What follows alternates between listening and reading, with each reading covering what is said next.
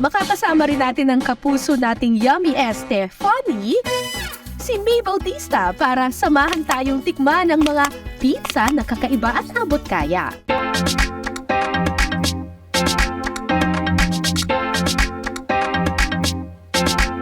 Dumako naman po tayo dito sa Fairview at kasama ko po hindi po si Cara David, kundi si Ate Ems. Yes, Ate Ems. Ate Ems, pasok! Hindi. Okay, Ate Ems. Okay, ito naman po, napakasimpleng ano nito, no? Pizza. Yung ituturo niyo po sa akin gawin ay? Pizza Supreme. Pizza Supreme. Okay, so ibig sabihin ito na po yung naka-aangat-angat na pizza, di ba po? So ibig sabihin lahat po ng flavor dahil Supreme nandito na po. Okay, sige. Opo.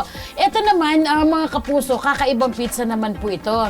Kumbaga naka-assemble na talaga na i-deliver. So kumbaga kung bibili ka, iinitin na lang po, di ba?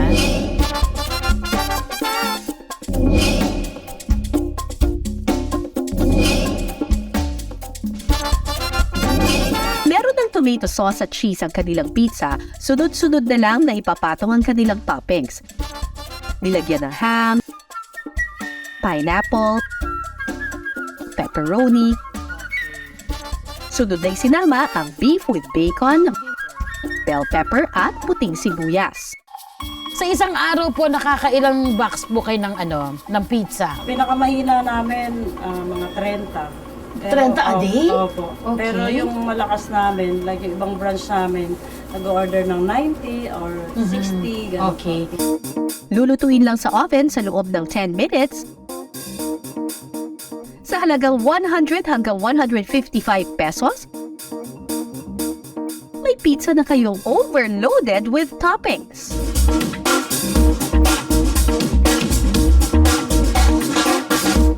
Okay! Tikiman time!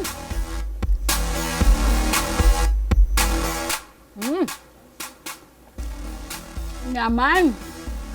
Sarap pa. Ang ginawa ko kasi pinatosta ko yung crust niya. So, mas naging crunchy. Yung cheddar, malasang-malasa yung cheddar. Of course, I like pineapple on my pizza and bits of mga laman-laman. Para sa akin, panalo na to sa 100 na pizza, ha?